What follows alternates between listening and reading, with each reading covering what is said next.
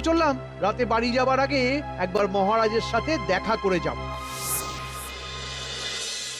শোনো, কাল মন্ত্রীমশাইয়ের কাছে যাও, বুঝলে? দেখো কি বলেন। এখন তো পুরো ব্যাপারটা মন্ত্রীমশাইয়ের হাতে, আমার হাতে তো কিছু নেই। মহারাজ যখন বলেছেন তখন নিশ্চয়ই আমাদের ঋণ দেবেন। এই সব হয়েছে তোমার জন্য গোপাল দাদা। পুটির বাবা, তুমি ঋণ পেয়ে কি করবে বলে ঠিক করেছো? আমার ঘরের সামনে যে এক টুকরো জমি আছে সেটাতে সবজি চাষ করব বলে ভেবে রেখেছি।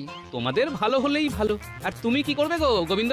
আগে গোপাল দাদা, আমি তো কুমোর, মাটির পুতুল, মাটির প্রদীপ এইসব তৈরি করেই তো এত বছর চালিয়ে এলাম। এতদিন কারিগর ছিলাম, ঋণ পেলে নিজের একটা দোকান দেব।